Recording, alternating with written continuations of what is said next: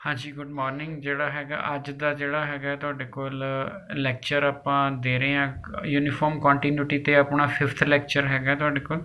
ਅੱਜ ਇਸ ਵਿੱਚ ਜਿਹੜੇ ਆਪਾਂ ਕੁਐਸਚਨ ਡਿਸਕਸ ਕਰਨ ਜਾ ਰਹੇ ਹਾਂ ਮੈਕਸਿਮਮ 90% ਕੁਐਸਚਨ ਉਹਦੇ ਵਿੱਚ ਨਾ ਜਿਹੜੇ CSIR ਨੈਟ ਵਿੱਚ ਆਏ ਹੋਏ ਨੇ। ਬਾਕੀ BSc ਆਨਰਸ ਦੇ ਵਿੱਚ ਇਹ ਚੈਪਟਰ ਹੈ ਤਾਂ ਉਹਦੇ ਵਿੱਚ ਵੀ ਤੁਹਾਡੇ ਕੋਲੇ ਪੇਪਰ 'ਚ ਕੁਐਸਚਨ ਆਏ ਹੋਏ ਨੇ। BSc ਪਾਸ ਕੋਰਸ ਵਿੱਚ ਵੀ ਕੁਐਸਚਨ ਆਏ ਹੋਏ ਨੇ। ਸੋ ਕੁਐਸਚਨ ਵੈਰੀ ਇੰਪੋਰਟੈਂਟ ਨੇ ਜੀ, ਧਿਆਨ ਨਾਲ ਕੁਐਸਚਨ ਦੇਖਣਾ। ਫਸਟ 2 ਕੁਐਸਚਨ ਆਪਾਂ ਟ੍ਰੈਡੀਸ਼ਨਲ ਵੇ ਨਾਲ ਡਿਸਕਸ ਕਰਾਂਗੇ ਤੁਹਾਡੇ ਕੋਲ। ਉਸ ਤੋਂ ਬਾਅਦ ਉਹਨਾਂ ਦੀ ਇੱਕ ਸ਼ਾਰਟਕਟ ਡਿਵੈਲਪ ਕਰਕੇ ਕਿ CSIR 'ਚ ਸ਼ਾਰਟਕਟ ਤੁਸੀਂ ਜਿਹੜਾ ਤਰੀਕੇ ਨਾਲ ਕਿਸ ਤਰ੍ਹਾਂ ਅਟੈਂਪਟ ਕਰਨੇ ਨੇ, ਕੁਐਸਚਨ ਦੇਖਣੇ ਨੇ। ਕਿਉਂਕਿ ਟ੍ਰੈਡੀਸ਼ਨਲ ਵੀ ਆਉਣਾ ਚਾਹੀਦਾ ਹੈ। ਜੋ ਬੱਚੇ BSc ਵਾਲੇ ਹੈਗੇ ਆ ਤੁਹਾਡੇ ਕੋਲ, ਠੀਕ ਹੈ, ਉਹਨਾਂ ਨੇ ਉਹ ਸ਼ਾਰਟਕਟ ਨਹੀਂ ਲਗਾ ਸਕਦੇ ਹੁੰਦੇ ਨਾ, ਤਾਂ ਟ੍ਰੈਡੀਸ਼ਨਲੀ ਵੀ ਆਪਾਂ ਨੂੰ ਪਤਾ ਹੋਣਾ ਚਾਹੀਦਾ। ਸੋ ਕੁਐਸਚਨ ਕੀ ਹੈ, fx sin x square is not uniformly continuous। Not uniformly continuous है। नॉट यूनीफॉर्मली कंटिन्यूस का मतलब है कि तुसी डेफिनेशन का फेलियर करना है। जब तुसी x2 minus x1 less than वो वैल्यू लैनी है डेल्टे तो फिर जो f ऑफ x1 माइनस मतलब जो उधर 2 पहला लिया तो 2 j 1 लिया, f of x2 minus f of x1 तुसी ग्रेटर दैन एप्सिलॉन लेना। मतलब जे उधरों 1 पहला लिया तो इधरों 1 पहला, कोई दिक्कत गल नहीं हैगी, ठीक है जी। So let epsilon is equal to 1/2 ले लिया एंड डेल्टा भी है पॉजिटिव नंबर सच दैट। तो मैं इत्थे बड़ा सारा वाई लिखता क्योंकि बच्चे नूं इत्थे पक्का कन्फ्यूजन हुंदी है जी तुसी ये वैल्यू किस तरह लै ली, ठीक है जी। जदों असीं एनालिसिस करते हुंदे ना तो क्योंकि आपां ਜਦੋਂ ਇਹ ਵੈਲਿਊ ਸਿਲੈਕਟ ਕਰਨੀ ਹੈ ਆਪਾਂ ਇਸ ਨੂੰ ਬਾਅਦ ਵਿੱਚ ਸਿਲੈਕਟ ਕਰ ਸਕਦੇ ਹੁੰਦੇ ਹਾਂ, ਪਰ ਜੇ ਬੁੱਕ ਵਿੱਚ ਕੁਐਸਚਨ ਕੀਤਾ ਉਸਨੇ ਤਾਂ ਛਾਪਣਾ ਹੀ ਹੈ ਨਾ, ਤਾਂ ਉਹ ਤਾਂ ਪਹਿਲਾਂ ਹੀ ਲਿਖੂਗਾ ਨਾ। ਸੋ ਇਹਦਾ ਮਤਲਬ ਹੈ ਆਹ ਵੈਲਿਊ ਤੁਸੀਂ ਬਾਅਦ ਸਿਲੈਕਟ, ਇਹਦਾ ਤੁਹਾਨੂੰ ਰੀਜ਼ਨ ਪਤਾ ਲੱਗ ਜਾਏਗਾ ਕਿ ਵੈਲਿਊ ਕਿੱਥੋਂ ਆਈ ਹੈ। ਸੋ ਇਹਦੀ ਚਿੰਤਾ ਕੋਈ ਨਹੀਂ। ਐਪਸਿਲਨ 1/2 ਸਿਲੈਕਟ ਕਿਉਂ ਕੀਤਾ ਇਹਦਾ ਰੀਜ਼ਨ ਤੁਹਾਨੂੰ ਹੁਣੇ ਪਤਾ ਲੱਗ ਜਾਏਗਾ, ठीक है जी। इवन 1/3 1/4 कुछ सिलेक्ट कर सकते, कोई दिक्कत नहीं, ठीक है जी। साइन एक्स स्क्वायर है, let x1 equal to n π/, ठीक है जी। x2 की वैल्यू आ सिलेक्ट कर ली। जे तुहानूं पिछे क्वेश्चन याद होवे जिद्दन sin 1/x आया सी तो उस केस तुसी वैल्यू इस तरह सिलेक्ट करते सी कि वैल्यू उल्टा हो जाए। दूसरी चीज़ वैल्यू इंटरवल होनी लाजमी है। सो आ x1 तो x2 डोमेन वाले इंटरवल होनी चाहिए। सो 0 तो इन्फिनिटी इंटरवल बहुत बड़ा वैल्यूज आउंदियां ने। f of x2 minus f of x1 ले लिया, ठीक है जी। x2 पहला लिया x1 बार, यदा मतलब डिफरेंस भी x2 पहला ले लाँगे, कोई दिक्कत नहीं। साइन ऑफ x2 का square minus sign of x1 का स्केयर, क्यों क्योंकि वैल्यू इत्थे x1 x2 इत्थे फिल हो जाना। सो बड़े आराम नाल फिल हो गया, ठीक है जी। रफ कैलकुलेशनस ने बाद देखते हैं, ठीक है। उस तो बाद आ गई तुहाडे कोल वैल्यू साइन n+1, ठीक है जी। पहली वाली वैल्यू फिल करती, दूसरी वाली वैल्यू फिल करती। अगर n तो ऑड होंदा है, ऑड मैंने से 1 ले लो, और 1 + 1 2 ना 2 कर गया sin π0, ठीक है जी। उरे 1 फिल करता तो आंसर। सो ऑड ते वैल्यूज इत्थे 0 इत्थे +-1, ईवन दे इत्थे तुसीं आराम नाल कैलकुलेट करके दस सकते हो, ठीक है जी। सो ये वाली वैल्यू होगी जी। ਇਹਦਾ मतलब अल्टीमेटली थोड़ा ਜਿਹੜਾ डिफरेंस आ गया 1 आ गया, ग्रेटर दैन एप्सिलॉन है क्योंकि एप्सिलॉन तुसीं 1/2 सिलेक्ट किया सी। उरे पहली वैल्यू आती है कि तुसीं ਜਿਹੜਾ ਹੈਗਾ है 1/2 सिलेक्ट किया सी। जे तुसीं 1/3 भी सिलेक्ट किया ਹੁੰਦਾ ਤਾਂ ਵੀ ਤੁਹਾਡਾ क्वेश्चन हो जाना सी, ਤੇ ਚਾਹੇ 1/4 सिलेक्ट किया ਹੁੰਦਾ ਤਾਂ ਵੀ ਤੁਹਾਡਾ क्वेश्चन हो जाना सी, कोई दिक्कत नहीं सी। ਹੁਣ ਆਪਾਂ ਨੇ x2 माइनस x1 ਲੈ ਲਿਆ। ਹੁਣ ਆਪਾਂ ਨੇ ਇਹ ग्रेटर दैन एप्सिलॉन हो गया, ਉਸ ਨੂੰ ਲੈਸ दैन डेल्टा शो कर दो कि ਲੈਸ दैन डेल्टा ਹੋਣ ਦੇ ਬਾਵਜੂਦ डिफरेंस एप्सिलॉन तो ਵੱਡਾ, इस करके not uniformly continuous. So x2 minus x1 ले लिया, तो x2 का स्केयर माइनस x1 का स्केयर, नीचे x2 + x1 ले लिया, ठीक है जी। हुण आ गया x2 स्केयर माइनस x1 का स्केयर, ठीक है जी। यदी कैलकुलेशन आप स्टार्टिंग जाइए, तो स्टार्टिंग जाइए x2 का स्केयर ये रहा थोड़ा x2 का स्केयर आ रहा, x1 का स्केयर x1 का स्केयर आ रहा। अगर इन्हों का डिफरेंस लिए तो n π वाली टर्म कट जानी, तो 1 π/2 ना मल्टीप्लाई करना। सो डिफरेंस π/2 आ गया, ठीक है जी। नीचे पहली वैल्यू फिल करती, उस तो बाद अगली वैल्यू फिल कर देती, ठीक है जी। ये सानू समझ आ गया तुहाडे को, ठीक है जी। उस तो बाद इनइक्वालिटी है, और इनइक्वालिटी जस्ट एक एडजस्टमेंट है इनइक्वालिटी की। वो की एडजस्टमेंट है, अगर आप सोचिए सानू ये पता है, अगर आप वो वैल्यूज़ ही उठा लिए, अपन ये तो पता है ना n+1 π/2 बड़ा हुंदा है n π/2 जे उत्थे रूट हैगा तो आप रूट पा लें, हाँ जी रूट हैगा उत्थे। सो ये चीज़ पक्की है, तो ये वाली चीज़ अपन पता है। सो जे अपन पता है तो अपन ये भी पता है कि अगर मैं n+1 π/2, सो ये अगर मैं n π/2 ऐड कर दा तो इधर भी सेम n 2 टाइम्स n π/2 तो ग्रेटर ही होगी। अगर मैं उल्टा कर देना वा ये सारी चीज़, सो ये लैस दैन आ जाएगी थोड़े को 2 टाइम्स n/2 तो सो ये चीज़ लैस दैन, ये मतलब बड़ी कौन हुई, आ वाली बड़ी हुई, ठीक है। सो आपने हटा दिता। सो मेरा ख्याल है आ इनइक्वालिटी ਤੁਹਾਨੂੰ एडजस्ट करने च कोई दिक्कत नहीं होगी। उस तो बाद 1 2 आ 2 2 ये 4 हो जाना है तो 2 इतों निकल जाना, 2 टाइम्स अंडर ट्रू है उन्होंने छड्डोगे तो ये वैल्यू इस तो ग्रेटर आ जाएगी, ठीक है जी। सो आ वाली चीज़ आ गई तुहाडे कोल, इत्थे डेल्टा सिचुएशन अराइज होंदी है, क्या डेल्टा इस तो बड़ा सिलेक्ट किया जा सकता है, हाँ जी। एक अंडर रूट है जी पाई उत्तों घट गया, इस तो बड़ा डेल्टा सिलेक्ट करना है। हुण जो इस तो बड़ा डेल्टा सिलेक्ट करना है तो यदा मतलब असी डेल्टा सिलेक्ट करना है n पाई/n अंडर रूट तो बड़ा डेल्टा सिलेक्ट करना है। इसे करके स्टार्टिंग जिमें मैं स्केयर करा ना तो पाई/n डेल्टा स्केयर, इसे करके आप स्टार्टिंग विच ना n ग्रेटर दैन डेल्टा लिया सी। आ वाली चीज़ जे शुरू च ना पता लगे तो कोई दिक्कत नहीं कि हुण सिलेक्ट की जा सकती है तुहाडे कोल। n की वैल्यू अपनी मर्जी ना सिलेक्ट हो सकती, डेल्टा चाहे सवाल हो जो n वधूगा वैल्यू घटती जानी है। सो इस करके आ वाली चीज़ सिलेक्ट हुई है, डेफिनेशन उल्ट गई तो तुहाडा क्वेश्चन जिहड़ा हैगा तुहाडे कोल नॉट यूनीफॉर्म कॉन्टीन्यूस हो गया। सो वेरी इंपॉर्टेंट क्वेश्चन है जी, मेरा ख्याल है तुहानूं समझ आ गया होगा, कोई रोले वाली गलबात है नहीं, ठीक है जी। सो आप नैक्सट क्वेश्चन ते चलिए जी। तुहाडे कोल तुहानूं क्वेश्चन कह रहा कहता show that f(x) = 1/x is uniformly continuous, ठीक है जी, on a to infinity where a greater than 0 but not uniformly continuous on तुहाडे कोल 0 तो इन्फिनिटी। जे तुहानूं याद होवे 1/x है जिहड़ा तुहाडे पास और रेसिप्रोकल फंक्शन सी ओहदे सेम रीजन दिते सी, सेम x स्केयर दे है, बट एवें है कि जिहड़ा 1/x वाला ग्राफ हुंदा तां पहले तीजे च ग्राफ से असीं पहला कंसीडर कीता सी तां पहले दूजे च हुंदा ग्राफ, एक लाइन ऐ बनू, बट इंटरवल साडा 0 तो बड़ा तो इस तरफ लिया होया, ठीक है। तो इस क्वेश्चन नूं देखते ही पता लग जाता कि यूनीफॉर्म कॉन्टीन्यूस नहीं हैगा और नेट च ऑप्शन आई हुई है। आप ट्रेडिशनली प्रूव कर रहे हैं, पर जो पिछली बार तुहानूं कहा जो 0 प्लस होंगे 0 तो थोड़ा जिहा आगे होंगे तो f(x1) की वैल्यू इन्फिनिटी तक चली जाएगी क्योंकि ये सिम्पटोटिक कर्व है, बस उत्थे डिफरेंस इन्फिनिटी बन जाना। सो खैर आप ट्रेडिशनली करिए f(x) = 1/x², पहला आप प्रूव करिए कि यूनीफॉर्मली कॉन्टीन्यूस ए वाले इंटरवल हैगा है। सो लो जी f(x) = 1/x², ठीक है जी। उस तो बाद जिहड़ा हैगा आपने ए तो तुहाडे कोल जिहड़ा हैगा है ए तो इन्फिनिटी इंटरवल लै लिया। सो जे आ वाला इंटरवल लै लिया ए थोड़ा पॉजिटिव है, कोई दिक्कत नहीं की, ठीक है। हुण इहदा मतलब तुसी इस इंटरवल च x y लैणे हुंदे ने, तुहाडे कोल xy तुहाडे किस इंटरवल च हुंदे ने, xy तुहाडे इस इंटरवल च हुंदे ने, जे इस इंटरवल च हुंदे ने श्योरली तुहाडे कोल जिहड़ा हैगा है, ठीक है। आपां ने क्वेश्चन च लिया हैगा तुहाडे कोल, हाँ जी। सो आप x ते y ग्रेटर दैन ए तो पॉजिटिव लै लिया, आप ए तो बड़े लै लिए तो पॉजिटिव लै लिया आप, ठीक हो गया जी। तो हुण उस तो बाद आपने क्या करना हैगा है, ठीक है, डिफरेंस लै लिया f(x) - f(y), तो जो डिफरेंस लै लिया तुहाडे कोल, ठीक है, तो फिर की होएगा तुहाडे कोल 1/x² 1/y² फैक्टर ये बन गए। हम सोच के देखो क्योंकि ए पॉजिटिव है, xy उस तो बड़े ने वह भी पॉजिटिव होंगे, पॉजिटिव चीज़ मोड में कोई वो नहीं गा तुहाडे कोल। सो इहदा मोड तो ये तो मोड तो बाहर आ जूगी, ये y - x तुहाडे कोल एलसीएम दे विच आ जाएगी, ठीक है जी। सो ये वाली चीज़ होगी। चलिए इस तो नैक्सट पेज के उत्ते तुहाडे कोल, ठीक है जी। सो नैक्सट ते पेज ते जिहड़ा हैगा तुहाडे कोल, सो हुण इहदी कैलकुलेशन थोड़ी जी ध्यान नाल समझना, तुहाडे कोल जिहड़ी हैगी इहदी कैलकुलेशनस आपां इस नूं मोड विच रख लिया, उसनूं आपां हटा दिता, तुहानूं उहदा रीजन दस दिता सीगा तुहाडे कोल, ठीक है जी। हुण जरा आपां ध्यान नाल देखीए तुहाडे कोल बई ये चीज़ हो की रही हैगी है तुहाडे कोल, ठीक है। तो हुण अगर आपां क्वेश्चन की सैटिंग करनी हैगी है तुहाडे कोल, आपां नूं क्वेश्चन दे विच y - x दिता, xy दिता, 1/x ते आ वाली चीज़ दी हैगी है तुहाडे कोल, ठीक है जी।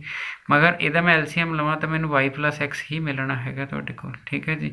हुण जे आपां देखीए तुहाडे पास, ठीक है, आपां थोड़ी जी रफ कैलकुलेशनस माड़ी जी करके देख लीए तुहाडे कोल, ठीक है। ये हैगा y - x, नीचे हैगा xy, इदां तुहानूं सौखा समझ आ जाएगा। तो ये आ जाएगा x + y, नीचे आ जाएगा xy, तो ये वाली चीज़ साडी बन गई जी। हुण अगर मैनू पता है कि मेरा x ग्रेटर दैन a हैगा, ठीक है, y भी मेरा ग्रेटर दैन a है, इहदा मतलब मेरा x + y greater than 2a तो हो ही जाएगा, पक्की गल है। इहदा मतलब जे इहनूं मैं 2a ना हटा देवां तुहाडे कोल, ठीक है जी।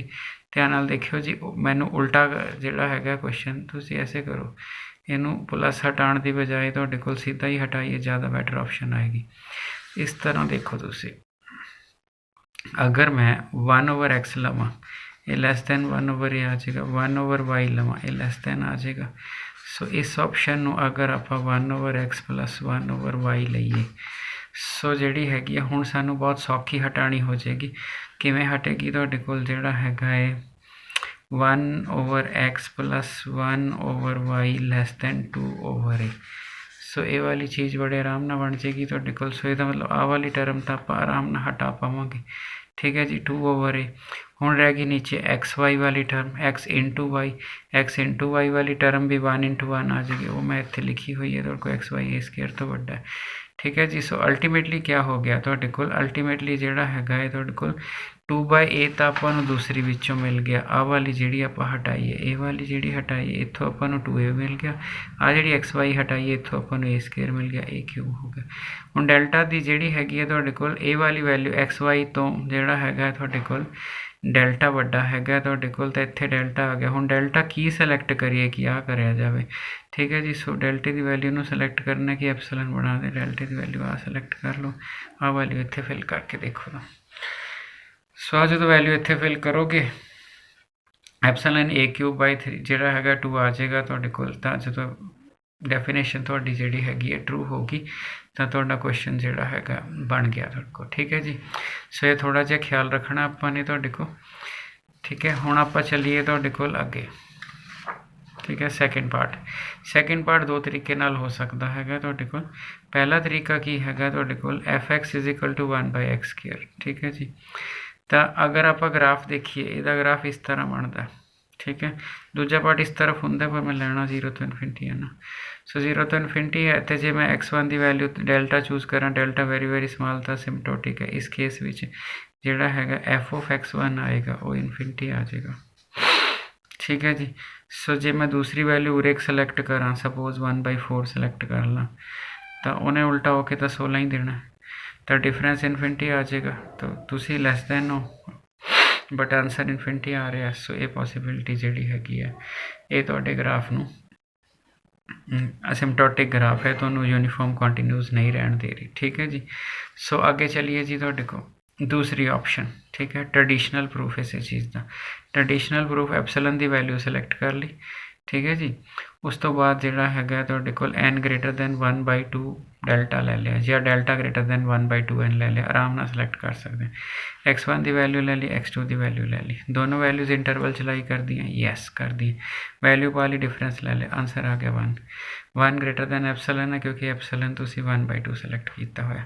हुण की करना, हुण असीं ये देखना हैगा तुहाडे कोल जिहड़ा डिफरेंस है वो इतना > एप्सिलॉन हो गया, डिफरेंस लैस दैन डेल्टा हो जी।